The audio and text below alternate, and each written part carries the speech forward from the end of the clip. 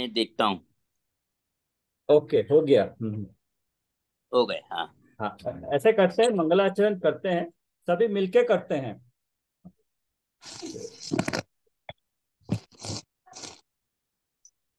Yes. मोक्ष मोक्ष एक मार्गस्य मोक्षमार्गस्य नेतारम नेतारं भेत्तारम वेतारं कर्म भोगताम कर्मानुबोधनं ज्ञातारम ज्ञातमनं विश्वतत्त्वानां विश्वतत्त्वं वन्दे तद्गुणलब्धये।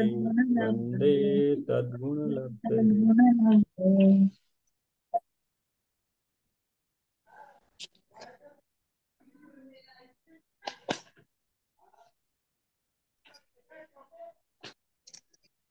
फर्स्ट लेसन का कुछ रिवीजन करना है।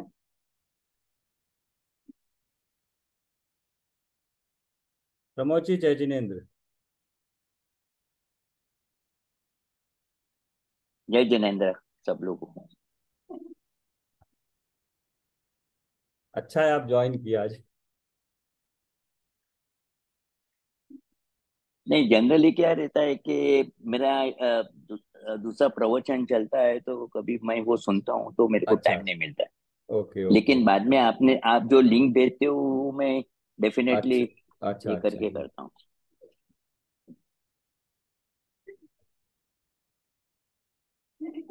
पिछली बार हमने शुरू किया था ना दूसरा अध्याय। औपशमिक भाव तक पढ़ लिया था।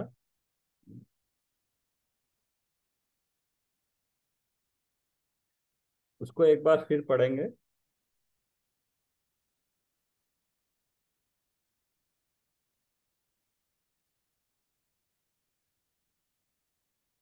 पढ़ेगा कोई अभी? पहले से पढ़ना है क्या? दूसरा अध्याय पृष्ठभूमि पढ़नी है क्या? नहीं, वो पढ़ लिया था। अब पेज 93। नहीं। औपशमिक भाव। हाँ ठीक है। औपशमिक भाव, दो प्रकार के औपशमिक भाव इस प्रकार हैं। सम्यक्त्व चारित्र्य, औपशमिक सम्यक्त्व और औपशमिक चारित्र्य, ये दो भेद औपशमिक भाव के हैं। उपशम मात्र मोहनीय कर्म का होता है, शेष सात कर्मों का उपशम नहीं होता। इसलिए औपशमिक भाव भी मात्र दो प्रकार का ही होता है। दर्शन मोहनीय में मिथ्यात्व, सम्यक मिथ्यात्व और सम्यक प्रकृति तथा चारित्र मोहनीय की अनंतानुबंधी क्रोध मान माया व लोभ, इन सात प्रकृतियों के उपशम से औपशमिक सम्यक्त्व और चारित्र मोहनीय कर्म की 21 प्रकृतियों के उपशम से औपशमिक चारित्र होता है। इस प्रकार औपशमिक सम्यक्त्व और औपशमिक चारित्र के भेद से औपशमिक भाव दो प्रकार का होता है। अनादि मिथ्या दृष्टि और कभी कभी सादी मिथ्या दृष्टि के भी मिथ्यात्व और अनंतानुबंधी क्रोध मान माया तथा लोभ, इन पांच प्रकृतियों के उपशम से भी औपशमिक सम्यक्त्व होता है। क्योंकि जिनके यह सम्यक दर्शन होता है उनके सम्यक मिथ्यात्व और सम्यक नाम की प्रकृति की सत्ता ही नहीं होती। यह तो सर्वविदित ही है कि करण लब्धि के उपरांत मिथ्यात्व प्रकृति के टुकड़े होने पर ही इन प्रकृतियों का जन्म होता है। सम्यक दर्शन पूर्वक ही सम्यक चारित्र घटित होता है। इसलिए सूत्र में सम्यक पद पहले रखा गया है और चारित्र पद बाद में रखा गया है। ये दोनों प्रकार के औपशमिक भाव ज्ञानी धर्मात्मा के ही होते हैं और इनका काल भी मात्र अंतर मुहूर्त ही है। इस कारण औपशमिक भाव वाले जीवों की संख्या सबसे कम होती है। यही कारण है कि उक्त पांच भाव में औपशमिक भाव का उल्लेख आरंभ में किया गया है। यस। इसमें दो बात ध्यान करने वाली है कि इसमें दर्शन मोहनी की मिथ्यात्व, सम्यक मिथ्यात्व और सम्यक प्रकृति, तीन नाम जो बोले हैं वो, ये इनका बंद नहीं होता है, ओनली मिथ्यात्व का बंद होता है। सम्यक मिथ्यात्व, सम्यक प्रकृति सिर्फ उदय में आती है। पहली बार जब सम्यक होता है तब ये नहीं होता है। उसके बाद ये मिथ्यात्व तीन टुकड़ों में बंटता है: मिथ्यात्व, सम्यक मिथ्यात्व, सम्यक प्रकृति।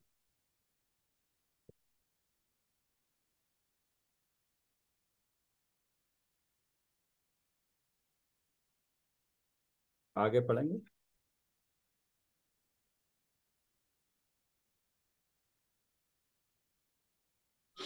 पढ़ू मैं? हाँ हाँ पढ़िए। क्षयिक भाव। 9 प्रकार के क्षयिक भाव इस प्रकार है।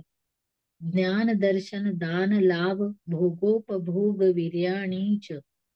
क्षयिक ज्ञान, क्षयिक दर्शन, क्षयिक दान, क्षयिक लाभ, क्षयिक भोग, क्षयिक उपभोग और क्षयिक वीर्य, ये 7 तथा च शब्द से ग्रहण करने योग्य क्षयिक सम्यक्त्व और क्षयिक चारित्र, ये 2, इस प्रकार कुल मिलाकर 9 भेद क्षयिक भाव के हैं। इसे हम इस प्रकार भी कह सकते हैं कि तीसरे सूत्र में कहे गए सम्यक्त्व और चारित्र तथा ज्ञान दर्शन लाभ भोग उपभोग एवं वीर्य, ये 9 भाव क्षयिक भाव है। ये क्षयिक भाव पर्याय दृष्टि से सबसे महान है, प्राप्त करने योग्य है, प्राप्त करने की अपेक्षा से पूर्णतः उपादेय है। इन क्षयिक भावों का स्वरूप तत्वार्थ वार्तिक में इसी सूत्र की व्याख्या में आचार्य अकलंक देव इस प्रकार स्पष्ट करते हैं। समग्र ज्ञानावरण के क्षय से केवल ज्ञान और समग्र दर्शनावरण के क्षय से केवल दर्शन क्षयिक होते हैं।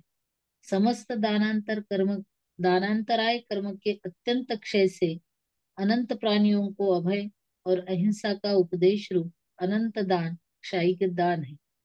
संपूर्ण लाभांतराय का अत्यंत क्षय होने पर कौलाहार न करने वाले केवली को शरीर की स्थिति में कारणभूत परम शुभ दिव्य अनंत पुद्गलों का प्रति समय शरीर में संबंधित होना क्षयिक लाभ है।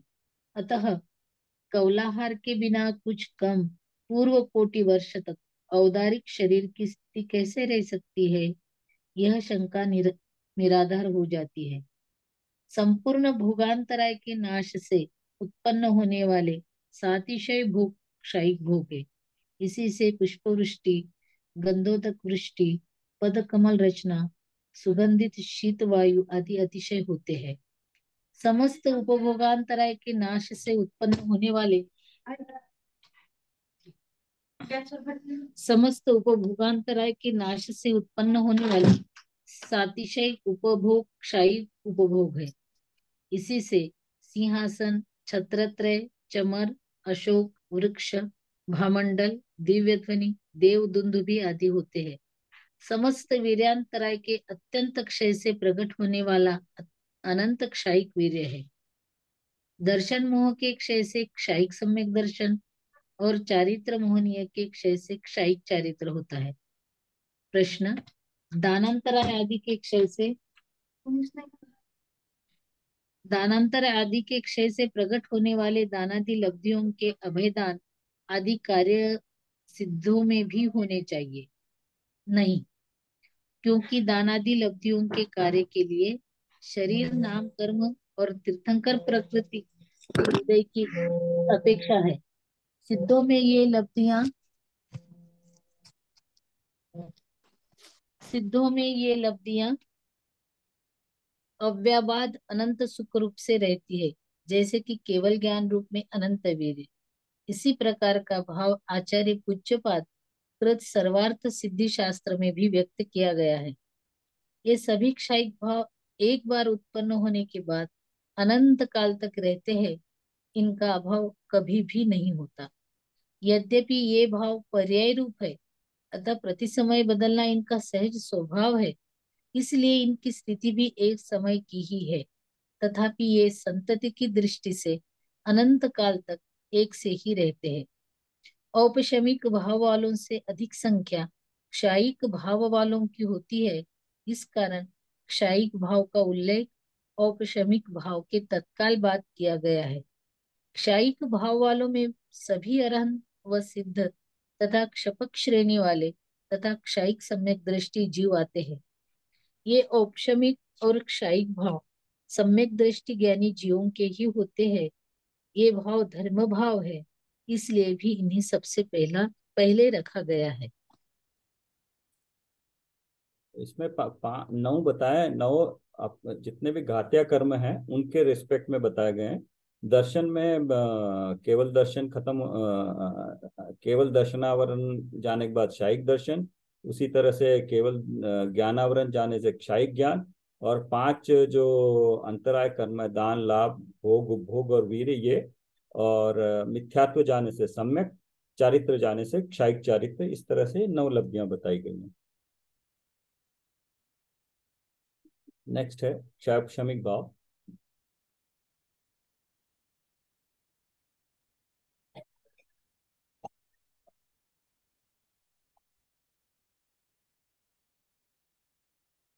और कोई पढ़ना चाहता है?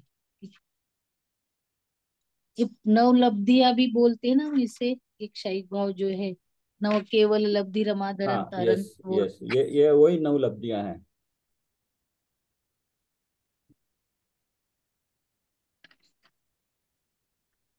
क्षयोपशमिक भाव 18 प्रकार के क्षयोपशमिक भाव इस प्रकार है।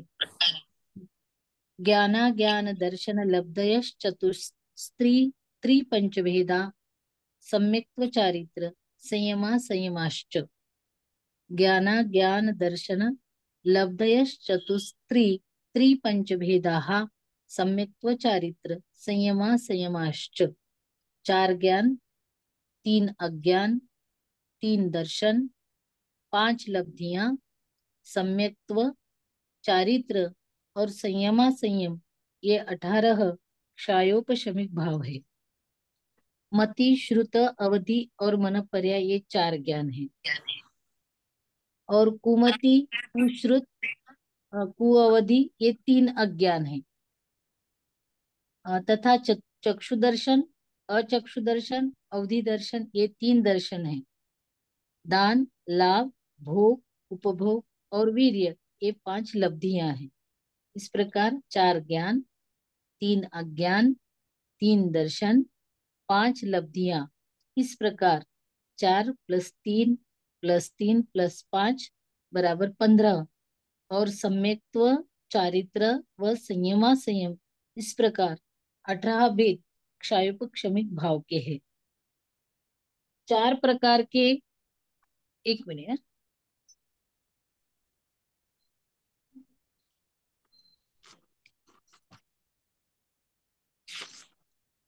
4 प्रकार के क्षयोपशमिक ज्ञान, 3 प्रकार के अज्ञान व 3 प्रकार के दर्शन की परिभाषा प्रथम अध्याय में स्पष्ट की जा चुकी है।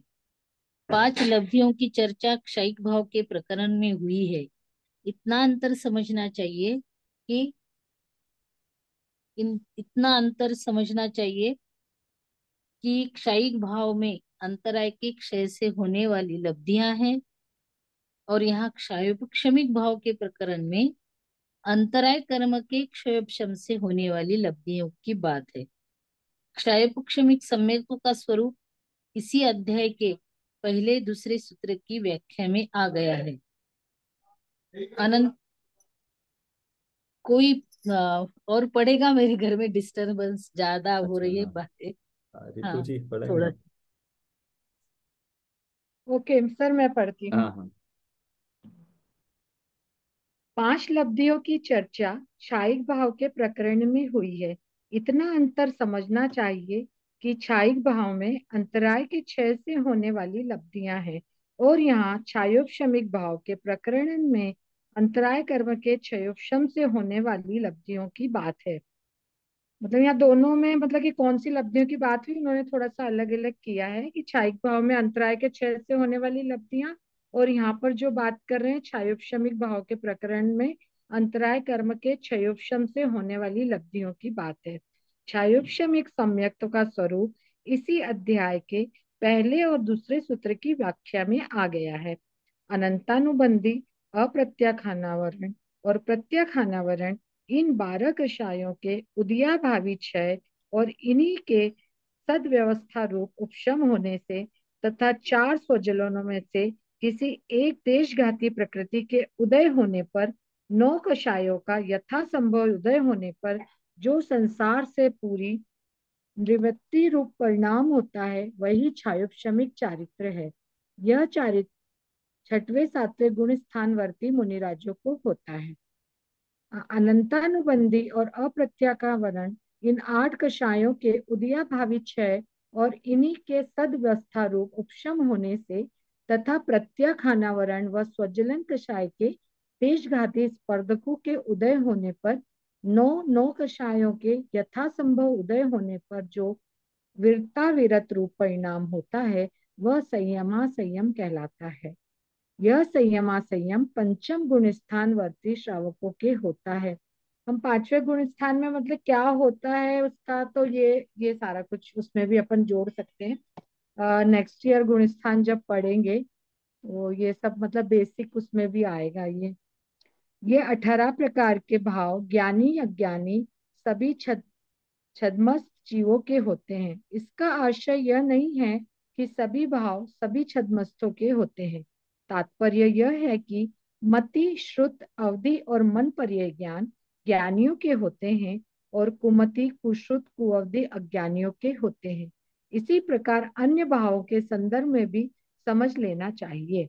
ज्ञानी अज्ञानी सभी छद्मस्तों के होने से क्षयोपशम भाव वालों की संख्या क्षायिक भाव वालों से अधिक है। इसीलिए इसे सूत्र में तीसरा स्थान प्राप्त हुआ है। इनसे भी अधिक संख्या औद्योगिक भाव वालों की है, क्योंकि ये 14 गुण स्थान वाले सभी संसारी जीवों के पाए जाते हैं।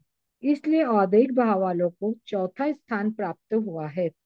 पारिणामिक भाव सभी जीवों के होने के कारण सर्वाधिक संख्या वाला है, अतः उसे पंचम स्थान प्राप्त हुआ है, अंतिम स्थान प्राप्त हुआ है। इस प्रकार पहले सूत्र के क्रम में पांचों भावों को जो स्थान प्राप्त हुआ है उसमें संख्या की न्यून अधिकता का एक मुख्य कारण है। औदैहिक भाव 21 औद्योगिक भावों के नाम क्रमशः इस प्रकार है: गति, कषाय, लिंग, मिथ्या दर्शना, ज्ञाना, संयत, लैश्या, चतुरस्य, कै कै कै कश, भेदा। एक बार और सभी लोग पढ़ते हैं साथ हाँ, में। साथ में पढ़ते हैं इसको। गति, हाँ, कषाय, लिंग, गति, मिथ्या दर्शना, कषाय, लिंग, मिथ्या दर्शना, ज्ञाना, ज्ञान, संयता, संयता, सिद्ध, सिद्ध, लेश्याश्च, लेख्या, चतुश्चतुस्त्र, रतुर, त्रयी, कैक, चतुष्र, ऐक, एक, ऐक, एक, एक, षट भेदा। भेदा। 4 गति, 4 कषाय, 3 लिंग, मिथ्या दर्शन, अज्ञान, असंयम, असिद्धत्व और 6 लेश्याएं, यह 21 भाव औद्योगिक भाव है। नरक गति, तिर्यंच गति, मनुष्य गति व देव गति, ये 4 गतियां। क्रोध, मान, माया, लोभ, ये 4 कषाएं। स्त्रीलिंग, पुल्लिंग, नपुंसकलिंग, ये 3 लिंग। मिथ्या दर्शन, मिथ्या ज्ञान, मिथ्या चारित्र, असिद्धत्व और कृष्ण, नील, कापोत, पीत, पद्म व शुक्ल, ये 6 लेश्याएं। इस प्रकार 21 प्रकार के ये औद्योगिक भाव है।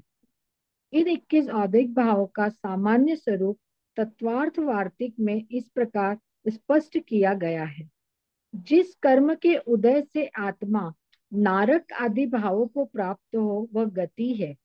कषाय नामक चारित्र मोह के उदय से होने वाली क्रोधादि रूप कलुषता कषाय कहलाती है। यह आत्मा के स्वाभाविक रूप को कस देती है, अर्थात उसकी हिंसा करती है।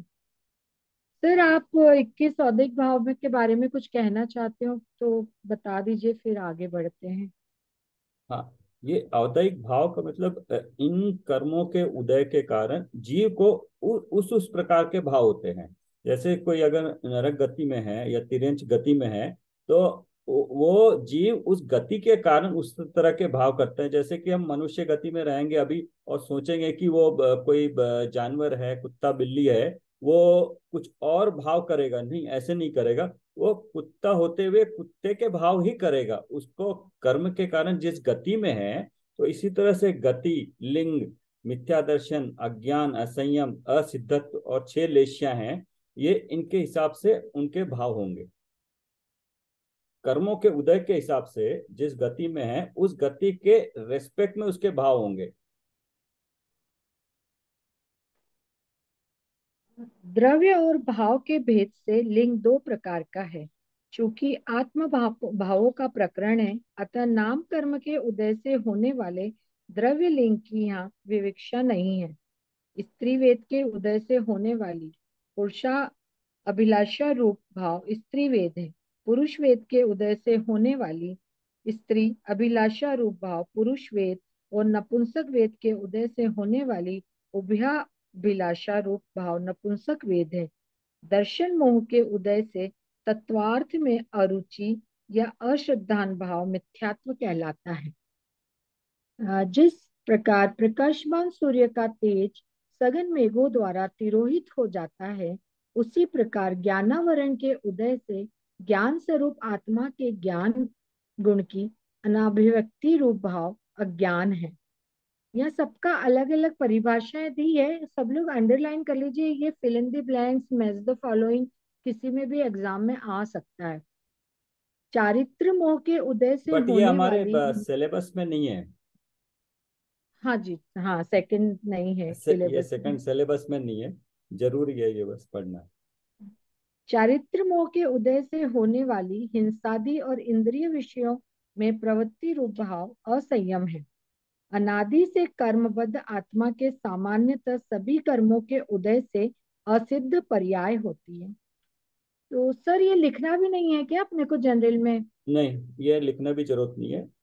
अपने ओके। लिए चाहो तो आप इसका समरी कि बाद में आपको पढ़ना पड़े तो आप लिख सकते हो, अच्छा है। आपको पता रहेगा क्रक्स पॉइंट क्या है, तो लिखना चाहो तो लिख सकते हैं, लेकिन एग्जाम उसके लिए नहीं, पेपर असाइनमेंट के लिए नहीं है सिलेबस में।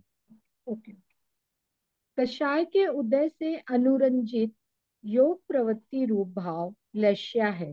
द्रव्य लेश्या उद्गल विपाकी शरीर नाम कर्म के उदय से होती है, अतः आत्म भावों के प्रकरण में उसका ग्रहण नहीं किया गया। यद्यपि योग प्रवृत्ति आत्म प्रदेशों के परिस्पंदन रूप होने से छायोपशमिक वीर्य लब्धि में अंतर्भूत हो जाती है और कषाय औदायिक होती है, फिर भी कषायोदय के तीव्र मंद आदि तारतम्य से अनुरंजित प्रवृत्ति रूप लेश्या पृथक ही है।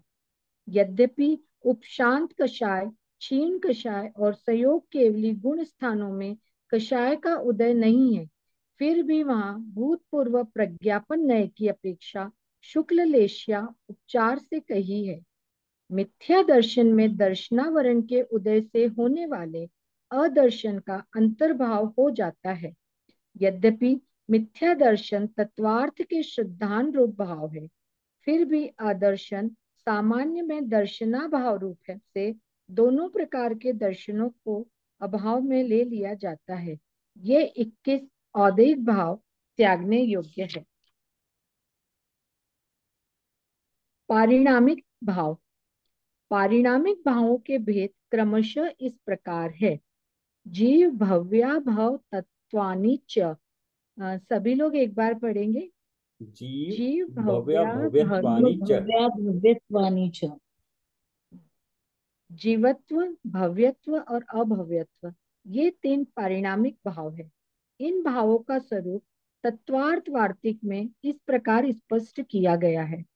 कर्म के उदय, उपशम, क्षय और क्षयोपशम की अपेक्षा न रखने वाले मात्र द्रव की स्वभावभूत अनादि पारिणामिक शक्ति से ही आविर्भूत ये भाव पारिणामिक है।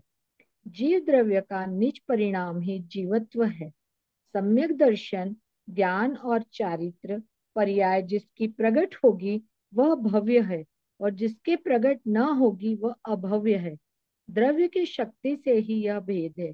उस भव्य को जो अनंत काल में ही सिद्ध नहीं होगा अभव्य नहीं कह सकते, क्योंकि उसमें भव्यत्व शक्ति है।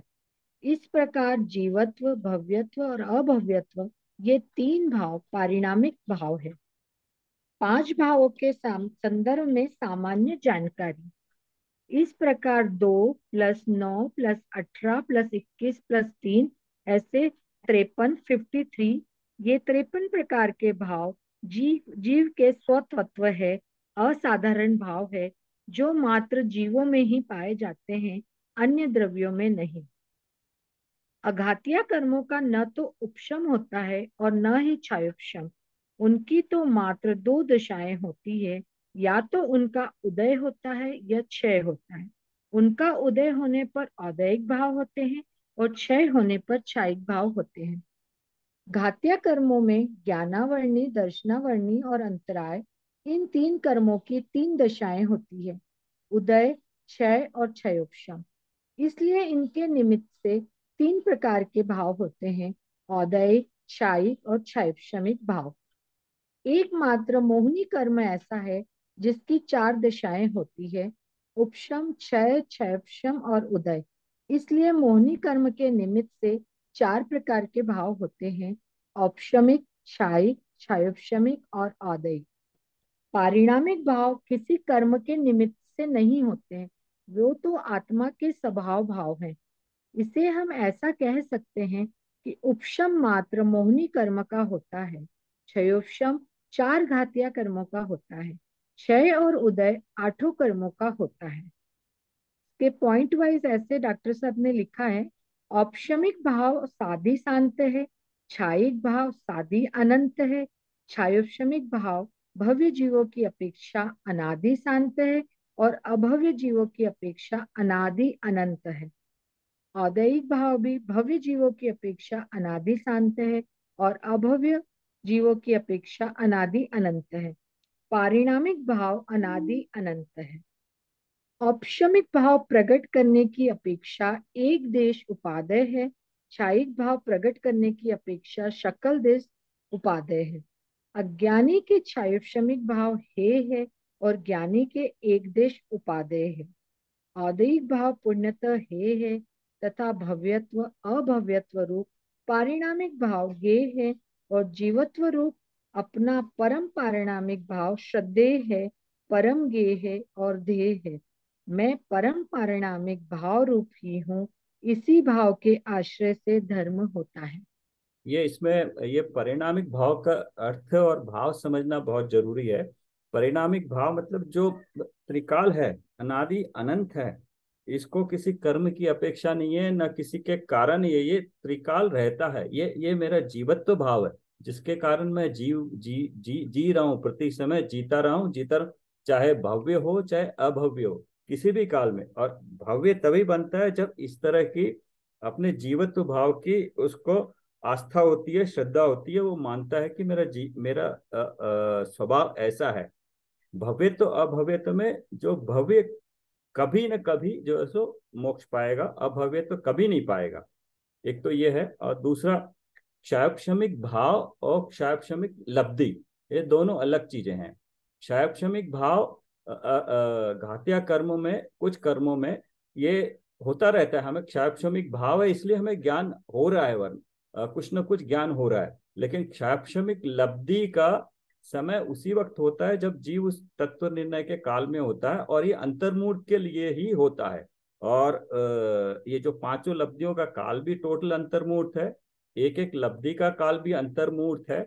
तो इसलिए क्षापशमिक भाव और क्षापशमिक लब्धि दोनों अलग अलग चीजें हैं। औपशमिक भाव सादी शांत है। ये इसलिए है कि औपशमिक भाव अभी सादी शांत मतलब अभी शुरू हुआ और अभी खत्म भी हो जाएगा, अंतर्मूर्त के लिए है। तो सादी शांत अभी शुरू हुआ और अभी खत्म हो गया। क्षायिक भाव सादी अनंत है, मतलब क्षायिक भाव अभी अगर किसी ने क्षायिक भाव प्राप्त कर लिया है तो ये वापस औदैहिक या औपशमिक की तरह नहीं है, ये अनंत काल तक वो चलता रहेगा। इसलिए सादी मतलब अभी शुरू हुआ है, अनंत मतलब ये चलता रहेगा, उसको फिर उस कर्म का बंध नहीं होगा। क्षय में क्षापशमिक भाव भविष्य जीवों की अपेक्षा अनादि शांत है। अनादि से जो चला आ रहा है क्षापशमिक भाव, जैसे ज्ञानावरण का क्षापशमिक भाव जिसके कारण में कुछ न कुछ ज्ञान हर वक्त रहता है, वो अनादि से है। और क्षापशमिक भाव जब समाप्त हो जाएगा तो क्षायिक भाव आएगा। तो इसलिए उसको अनादि से तो है, लेकिन वो कभी ना कभी समाप्त होगा और उसके बाद क्षायिक भाव होगा। क्षापशमिक सम्यक्त संयमा संयम और क्षापशमिक चारित्र साधी शांत है। क्षापशमिक सम्यक्त अभी शुरू होगा और ये खत्म हो जाएगा, तब क्षायिक चारित्र होगा। संयमा संयम और क्षापशमिक चारित्र साधी शांत है, क्योंकि इसके बाद इनकी दशा क्षायिक चारित्र में बदल जाएगी। और अभव्य जीवों की अपेक्षा क्षापशमिक भाव अनादि अनंत है। इसलिए बोला अभव्य जीवों की अपेक्षा क्षापशमिक भाव। क्षापशमिक मतलब जो ज्ञान दर्शन का क्षापशमिक भाव है, लब्धि नहीं, भाव अनादि अनंत है, अनादि से है, अनंत काल तक चलता रहेगा, क्योंकि वो अभव्य है। ज्ञान का उनका कुछ न कुछ उदय आएगा, जानेंगे कुछ न कुछ ज्ञान का, दर्शन का और वीर्य अंतर आएगा, लेकिन औपशमिक सम्यक्त नहीं होगा क्योंकि अभव्य है। तो उनका ये भाव क्षौपशमिक भाव अनादि अनंत है, ना कि क्षौपशमिक लब्धि। औदैहिक भाव भी भव्य जीवों की अपेक्षा अनादि शांत है। मतलब औदैहिक भाव भव्य जीवों की अपेक्षा, औदैहिक भाव अनादि से चला आ रहा है, लेकिन जब वो भव्य जीव औपशमिक क्षापशमिक या क्षायिक प्राप्त कर लेगा, तो ये औदैहिक भाव क्षायिक जब खत्म समाप्त हो जाएगा, प्राप्त कर लेगा, तो उसका ये शांत हो जाएगा। मतलब कर्म की अपेक्षा कर्म सारे खत्म हो जाएंगे, वो एक क्षायिक भाव की क्षायिक दशा। और भव्य जीव अभव्य जीवों की अपेक्षा अनादि अनंत है। औदैहिक भाव मतलब कर्म उसको का उदय अनादिकाल से आ रहा है, अभव्य कभी मोक्ष नहीं जाएगा, कभी उपशम सम्यक तो प्राप्त नहीं करेगा, तो अनंत काल तक उसको औदैहिक भाव कर्मों का उदय चलता रहेगा। और परिणामिक भाव अनादि अनंत है, चाहे वो भव्य हो अभव्य हो, ये परिणामिक भाव उसको अनादि अनंत है, हर समय उसके साथ रहेगा।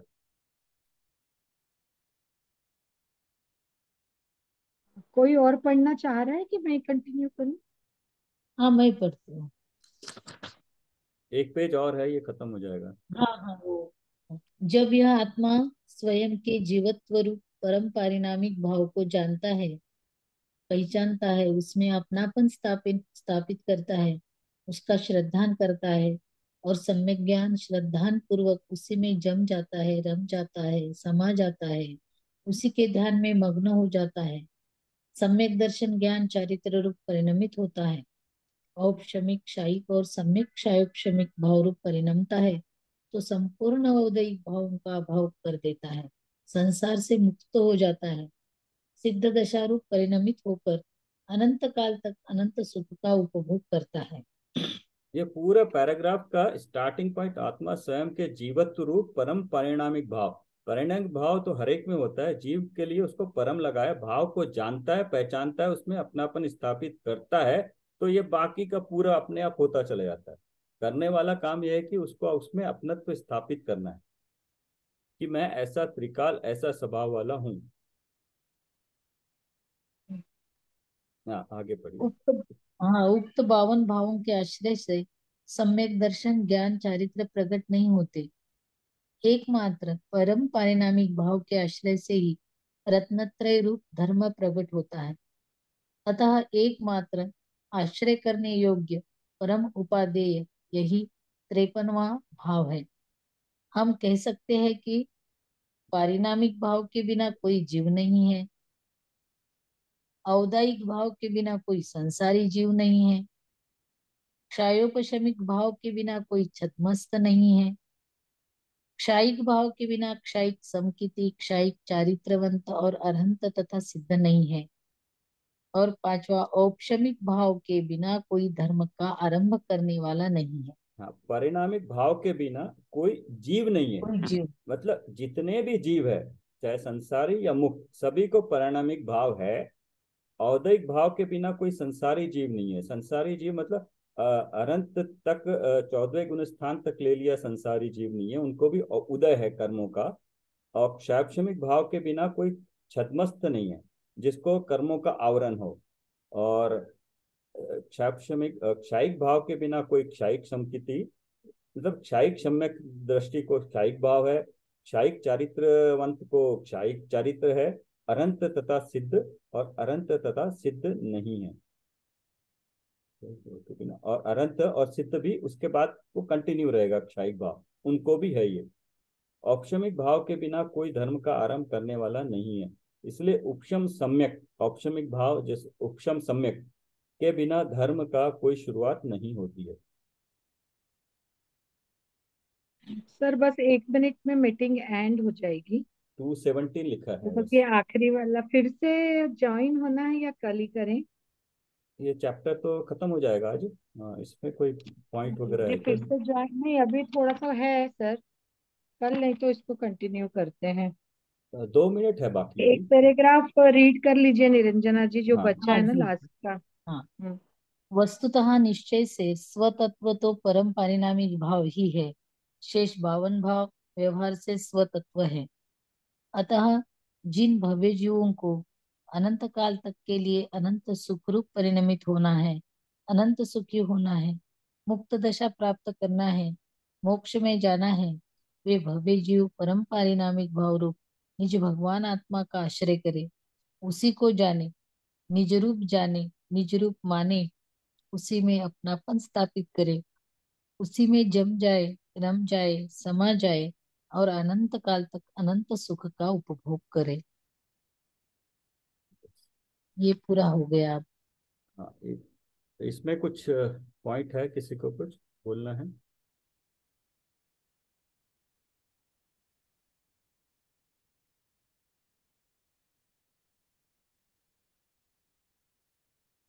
बट ये जो लिखा है कि परम पारिणामिक भाव रूप निज भगवान आत्मा का आश्रय करे, आश्रय करे, ये इतना इजी नहीं है। तत्व ज्ञान प्राप्त करने के बाद भी उसको, उस पर श्रद्धा इतनी जल्दी नहीं होती उसको, जब तक कि हम उसको प्रैक्टिस में न लाएं।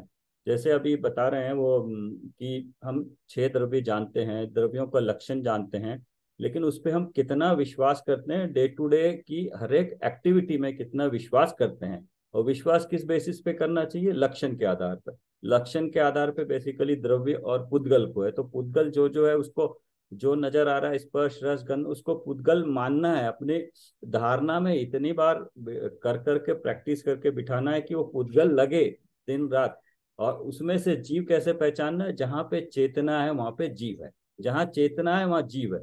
अभी जीव वहां पे है तो जीव